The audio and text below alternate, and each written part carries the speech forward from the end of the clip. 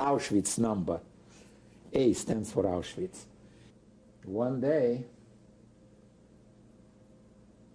they round up my group, the roof repairmen. I can't tell you exactly how many, maybe 40, 50, I don't know how many people.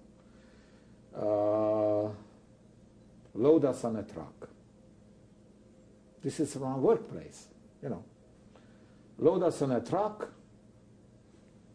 This German officer driving and his guard, you know, and here we are, standing up on a truck, open bed, you know, I mean, one of those pickup type, a larger truck, and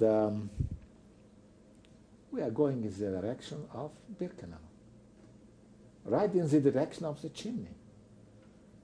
And we talked among us and we said, well, looks like this is our time.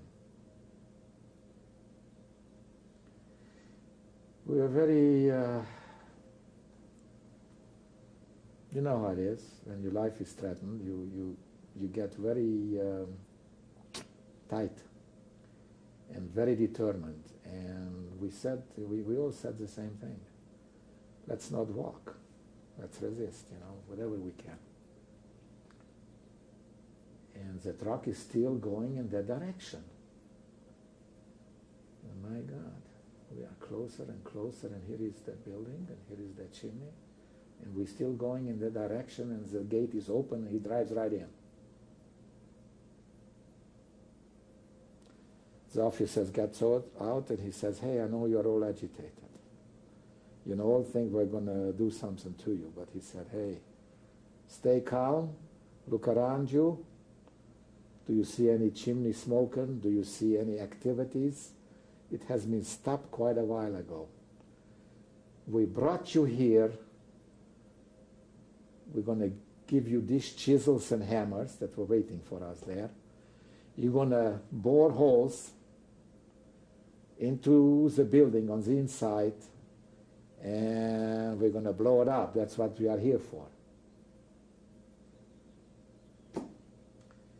He said, just keep calm and come down one by one and pick up your tools. You will see that I'm not lying to you, and you know. So that's what happened. We, you know, it's very interesting that a human being always has hope. You know, you regardless how bad it looks, right here you are already in the courtyard of the crematorium, which by the way had a beautiful flower garden. And how far can you go? And you still hope. You still think maybe he's telling you the truth. He was telling the truth. He took us inside the building. And that was for the first time that I really believed that there is such a factory. What did you say? Nobody spoke a word. We were given these tools, and we were told there were signs already where to make the holes, okay? After a while, we looked and looked around, and we saw the whole equipment, the whole operation. We saw the small cart and the narrow gauge railroad like a mining scene. We saw the lined up ovens. And the most important thing that we saw 6 people in good physical shape, which we found in the building. Cabos? They turned out to be, we put every question in every language we could speak, which was quite a few languages. No response, not a word. After 1 week, it took 8 days before the first guy out of these 6 people said to us in Jewish, I don't understand what's going on. You are the first people that come in the morning through that gate and leave alive in the evening.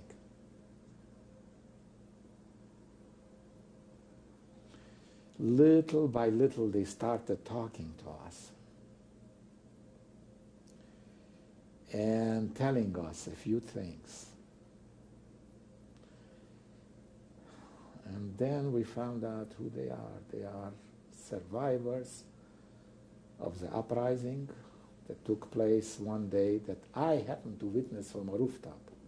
From Auschwitz, main camp, I saw the crematorium in Birkenau one day when I was working on the roof. We all saw it. All of a sudden, hell broke loose.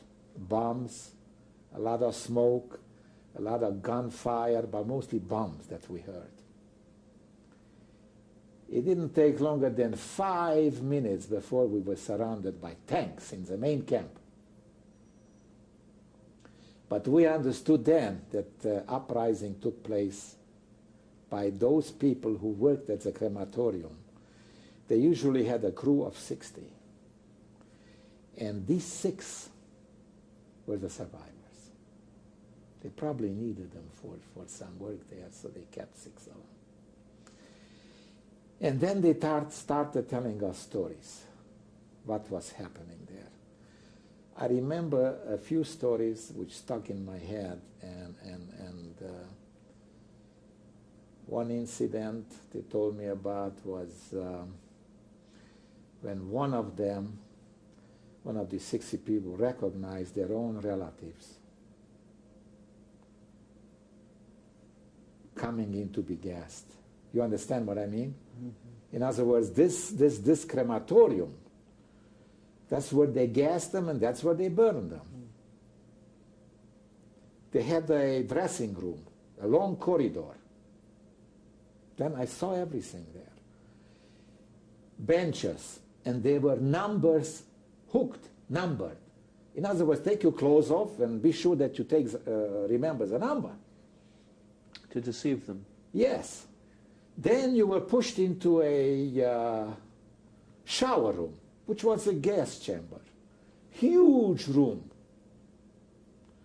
And I understand that they could put in as many as 2,000 people at a time. You know, like sardines, you know, standing.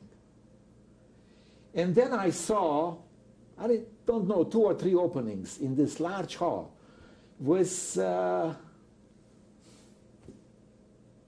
where the supports were holding up the roof, you know. I saw windows. On the top of this roof was a flower garden. There was an opening where they threw the bombs in. Through the garden. That's what they told us. And they said that the agony took as much as 15 to 20 minutes before there was silence. So one day one of these workers, one of the 60 workers, recognized his old close relatives. So he undressed and went in there with them. He couldn't do it. He couldn't gas them. So here what happened. After every load, just before the gassing, they had a head count of the 60 people. One was missing.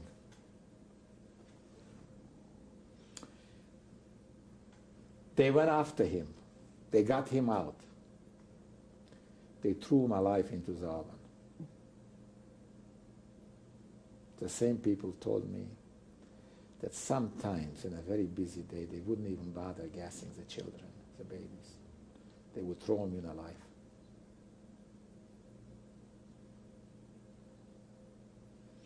They also told me that one day a high-ranking German officer came to inspect the miracle of Auschwitz. What an efficient job they do. So one of the workers, 2 of them, as he was enjoying the burning oven with the door open, they went and threw him in there.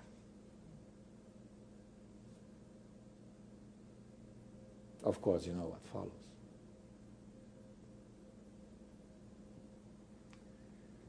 Within the gas chamber itself, you described seeing the openings in the roof and the garden above. Yeah. What about the shower Oh, yes, spigots? yes. I looked at the showers.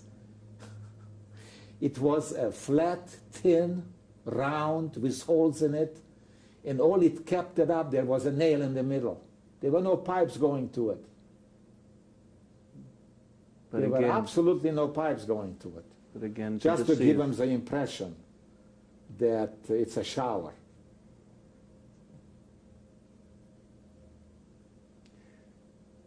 Now, we kept on working. I remember we destroyed one crematorium, then the second. I don't know how many crematoriums there were in Auschwitz. I have no idea. The third chimney would not come down. We, during the day, made the holes.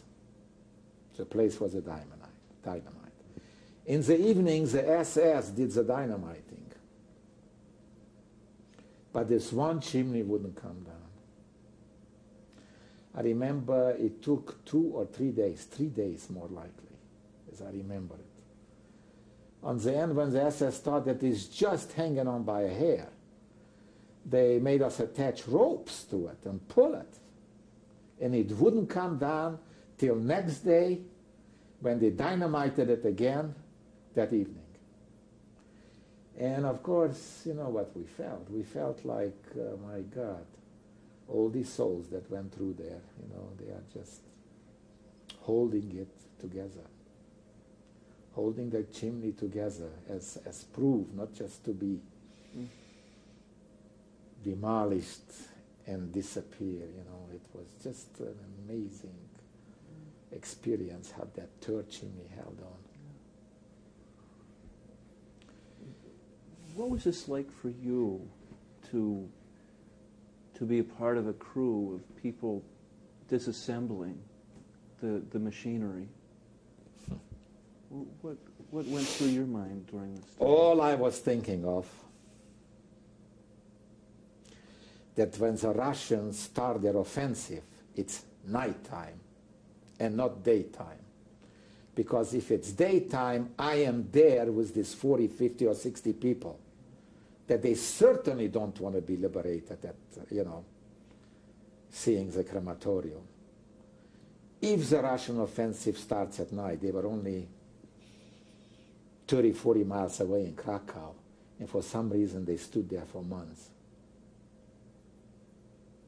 You know, I don't blame them. They had their plans, their problems, you know. Plenty of them died coming and destroying the Germans. So I had no bad feeling about them. I figured they're looking out for their advantages. You know, I didn't feel like, hey, liberate me, and, you know. I knew that they're going to do it, but, you know, they took their time, you know, regrouping or whatever. That's what I was praying for. And I was lucky. We were lucky. Well, we were mingled with the other inmates at night. And when the evacuation came, it came very fast. All of a sudden, it didn't take more than a couple hours. We were already marching on the highways. Before that happened, were you aware of any incidents where, you mentioned the one uprising in the crematorium, but were you aware of the young woman who was able to smuggle dynamite in? No. The only thing that I understood from one of these 6 people there in the crematorium, that the dynamite, the bomb, came from the ammunition factory with their lunch, hidden in those big buckets. That's what I understood. That's what he understood. So I don't know anything else. What happened to the people that were not, you know, with you, the 6 who survived that? What happened to the others? I have no idea. Because they were kept separately from us. They never left the crematorium. I have no idea. They also said that they were kept, they said, well, you can see it on us. We are in good shape physically. He said, we got all the food we wanted, the best food, but drugs with it. Was this group, were they called the Sonderkommando? Was that? Sonderkommando, correct.